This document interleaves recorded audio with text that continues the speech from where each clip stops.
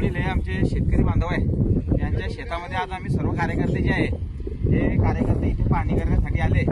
पाऊस नसल्यामुळे शेतकऱ्यांची अवस्था अत्यंत खराब परिस्थितीमध्ये आहे। पिकं सुद्धा वाढलेले नाहीये, पिकांना पाणीच नाही तर पिकं हे मरणावस्थेत इथे आलेले आहे।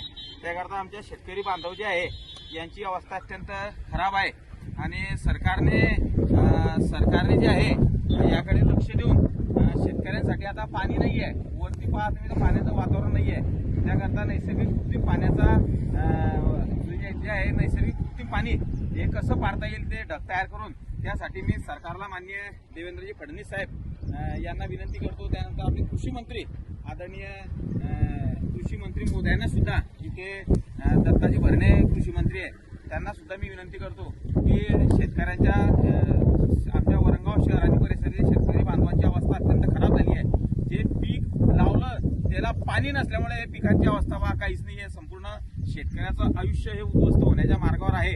आता जेवढे पीक आहे त्यांना निसर्गाने कृपा करावी येत आपण फक्त विनंतीच करणार, प्रार्थना करणार आहे। पण सरकारने याच्यावर कृती पाऊस कसा पाडता येईल त्यावेळेस शेतकऱ्यांना न्याय देण्याचा प्रयत्न त्या माध्यमाचा होईल एवढी विनंती मी माझ्या वरंगावकरांच्या वतीनं माननीय मुख्यमंत्री आदरणीय यशस्वी मुख्यमंत्री आदरणीय देवा भाऊंना आपल्या माध्यमाचा करतो। शेतकरी बांधव हे आपल्याशी बोलत आहे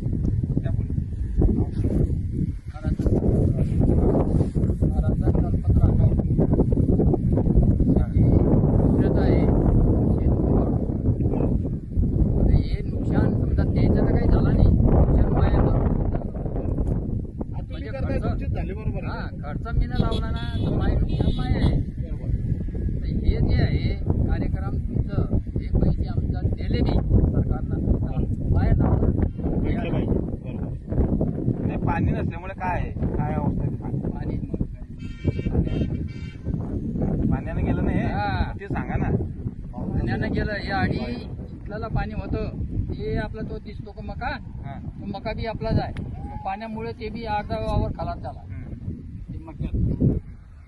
ते बी वावर मी करायला आहे। या ठिकाणी नमस्कार, पावसाळ्याला सुरुवात होऊन या ठिकाणी 100 ते 120 दिवस झालेले आहेत। तुमच्याकडे पहा अशी फजिता चालली आहे, मान्यता करा तुम्ही काहीतरी। मी शेतकरी हर रोड रड्यावर आलाय, त्याला झाला हे निर्वाणी पावसामुळे सगळं सत्यानाश झाला।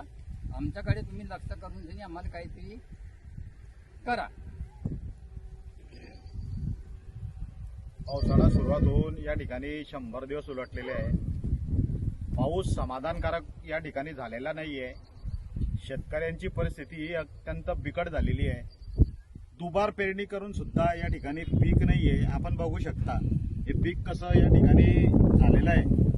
या ठिकाणी शेतकऱ्यांनी टाकलेला पैसा हा परत त्यांनी जेवढा टाकलेला आहे तेवढा निघेल का नाही याची सुद्धा शाश्वती या ठिकाणी नाहीये। शेतकरी आशेने सर्व हा पावसावर अवलंबून असतो। या ठिकाणी हा खरीप हंगामात जर का असा आहे तर रब्बीचा हंगाम हा पुढे येईल का नाही हे सुद्धा या ठिकाणी पावसाभावी आज समजू शकत नाहीये। पाऊस हा पुढे पडेल का नाही याची सुद्धा गॅरंटी नाहीये। वातावरणच असं आहे, आज शुभ्रगार असं हे ढग या ठिकाणी आहे, म्हणजे पाऊस पुढे पडेल का नाही पडणार आहे अशी आज परिस्थिती झालेली आहे। या शेतकऱ्यांनी बिचाऱ्यांनी या ठिकाणी मेहनत करताय, आज सुद्धा त्यांना आशा आहे की काहीतरी आता आपण हे जे या ठिकाणी पीक उद्ध्वस्त झालंय त्या ठिकाणी पूर्व मशागत करून अजून दुसरं पीक पेरता येईल का अशा अवस्थेमध्ये ते आहे। ती तयारी करताय पुढची की पाऊस जर का पडला तर आपण काही या ठिकाणी काहीतरी पेरू, त्याच्यातून आपल्याला थोडंफार काहीतरी मिळेल या आशेवर ते आहे आणि या आशेवरच ते आता हे या ठिकाणी तयारी करत आहे। परंतु कोणतीही आशा या ठिकाणी दिसत नाहीये की पाऊस परत येईल आणि आपण या ठिकाणी पेरू आणि आपल्याला परत काहीतरी मिळेल असं शेतकऱ्यांना वाटत नाही। बिचारे हवालदिल झालेले काका, यांची परिस्थिती अत्यंत गंभीर आहे। यांनी हे दुसऱ्याच्या शेत हे पैसे देऊन केलेलं आहे, परंतु यांना आशा आहे की सरकार मायबाप काहीतरी करेल, जो कृत्रिम पाऊस या ठिकाणी ढग तयार करून पाडला जातो। मी सरकारला आमच्या सर्व कार्यकर्त्यांच्या सर्व पदाधिकाऱ्यांच्या वतीने या ठिकाणी विनंती करणार आहे। आदरणीय देवा भाऊ, जसे आमचे संकटमोचक आदरणीय गिरीश भाऊ, आमच्या तालुक्याचे आमदार आदरणीय सावकारे साहेब तसेच अक्षताई खडसे यांना सर्वांना विनंती करतो की आपण सरकारकडे आपली मागणी करा की या ठिकाणी जी परिस्थिती आपल्या तालुक्यामध्ये उद्भवलेली आहे, पाऊसच नाही आहे, गावातील सर्व शेतकरी हवालदिल झालेले आहे, शेतकरी या ठिकाणी रडताय, यांची परिस्थिती एकदम बिकट झालेली, बिचाऱ्यांचे खिशातले पैसे आज गेलेले आहे, त्यांना पैसे परत येतील का नाही याची शाश्वती आज सुद्धा नाही आहे. तर आमच्या सर्वांच्या तर्फे सरकारला विनंती आहे की आपण आपला भुसाड तालुका हा दुष्काळग्रस्त जाहीर करावा किंवा शेतकऱ्यांना काहीतरी या ठिकाणी मदत मिळेल अशा पद्धतीचा आपण शासनाकडे आपला मागणी मांडावी असे मी सर्व आपल्या लोकप्रतिनिधींना याद्वारे करत आहे. धन्यवाद. नमस्कार.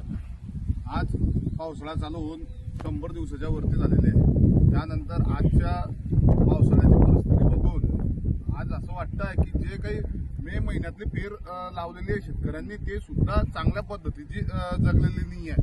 आजच्या टायमाला या शेतात आम्ही आलेले आहे, या शेतामध्ये तूर लावलेली आहे. या तूरची अवस्था अशी आहे की अजून म्हणजे हिचं वय होऊन गेलं आहे, पण हे कुठल्याही प्रकारच्या परिस्थितीमध्ये नाहीये की तिच्यातून काही शेतकऱ्याला 2 पैसे मिळतील या सुद्धा शेतकऱ्याला आशा नाही आहे.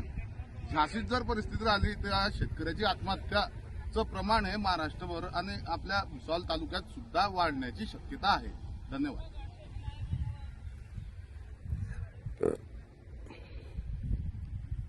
पीक पहा कसं आहे, हे पहा ही पिकाची परिस्थिती आहे, हे असं पीक आहे, हे पाय इकडे दाखवा ना. हे पाय हे वर्षाळ झालेले पाण्याअभावी यांची वाळच खुंटलेली आहे. हे बघा भाऊ, सर्व वाळ खुंटलेली आहे. हे दाखवा ना.